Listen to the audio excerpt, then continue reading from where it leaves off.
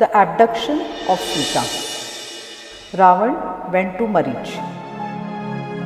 He wanted Marich's help because Marich would take any form, including that of a human being, animal or bird as desired.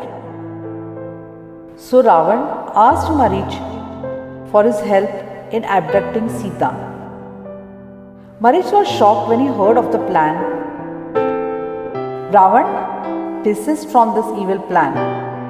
If you earn the enmity of Sri Ram, you along with your beautiful Lanka will soon cease to exist. Ravan was furious. Listen, Marich, if I needed any advice from you, I would have asked for it. I have come to tell you what you are going to do as per my command.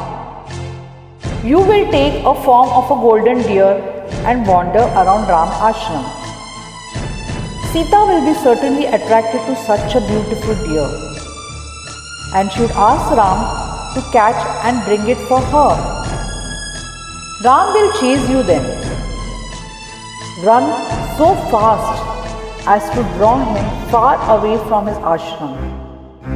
Meanwhile, I shall approach the ashram in the form of a mendicant. After drawing sufficiently far away, cry out in a human voice, Lakshmana, help, help! I am in great trouble, help! On hearing these words, Sita in a fright will order Lakshman to go to his brother's help. Then I shall have no difficulty in carrying out my plan. I will surely kidnap Sita. If you refuse, be sure that I shall kill you right now. Marich was trapped with no escape. Ravan, it seems I have no choice. I consider myself fortunate that I shall perish at the hands of Sri Ram. Everything happened as Ravan had planned. Marich was lingering near the ashram in the form of a golden deer. Sita was attracted towards it. She had never seen such a beautiful deer skin before. She requested Sri Ram to bring the deer either dead or alive. Sri Ram picked up his bow and arrow to fulfill Sita's wish. Lakshmana, guard Sita carefully till I return. Even if this golden deer is actually a Rakshasa in disguise, I shall finish him off so that he may not create further trouble. The golden deer was as swift as the wind. Sri Ram had to really run fast in order to catch it.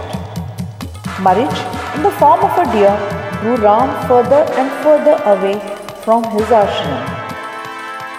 At last, Ram decided to end the chase, as he was tired of the endless pursuit. And he took out an arrow and fixed it on the bow. Sri Ram's arrow pierced his heart. He cried out, imitating Ram, Lakshmana, Sita, help me. Then he breathed his last. Sita heard this cry for help and immediately ordered Lakshman, your brother is in trouble. Proceed immediately for his rescue. It is impossible that Sri Ram would be in any trouble and cry for help. This certainly is a trick played by the evil Rakshasas. Sita was furious. Lakshmana, don't you love your brother? Is it because you are his stepbrother you could not feel sorry if some evil befalls Sri Ram?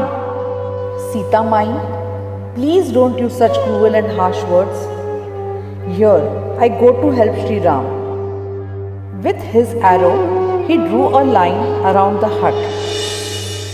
Sita mine, please do not cross this line.